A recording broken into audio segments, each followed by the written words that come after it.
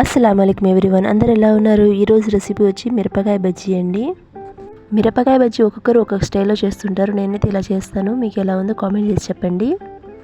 ముందుగా మిరపకాయలని వాష్ చేసుకొని వేడి నీళ్ళలో ఒకసారి బాయిల్ చేసుకోవాలి ఉప్పు వేసుకొని. తర్వాత వచ్చేసి లోపల స్టఫ్ కోసం వాము, ధనియాల పొడి, ఉప్పు వేసేసుకొని కచ్చాపక్కగా దంచేసుకొని పక్కన పెట్టుకొని శనగపిండిని అయితే ఉప్పు, కారం, పసుపు, తినే సోడా, వాటర్ వేసుకొని ఇలా చిక్కగా కన్సిస్టెన్సీ వచ్చే వరకు కలిపేసుకొని పక్కన పెట్టుకోవడమే. బాయిల్ చేసుకున్న మిరపకాయ బజ్జీని ఇలా నిలువుగా కోసుకొని దీంట్లో స్టఫ్ కోసం నేను పుట్నాల పప్పు పౌడర్ కూడా వేసి కలిపేసుకొని పక్కన పెట్టుకున్నాను. మిర్చిని నిలువుగా కోసేసుకొని ఈ లోపల స్టఫ్ చేసుకొని పక్కన పెట్టుకోవాలి. ఆయిల్ అయితే హీట్ అయిపోయింది. ఇప్పుడు మనం మిర్చిని తీసుకొని శనగపిండి బ్యాటర్లో డిప్ చేసుకొని డీప్ ఫ్రై చేసుకోవడమే. క్రిస్పీనెస్ వచ్చే వరకు మనం అటు ఇటు తిప్పుతూ డీప్ ఫ్రై చేసుకోవడమే.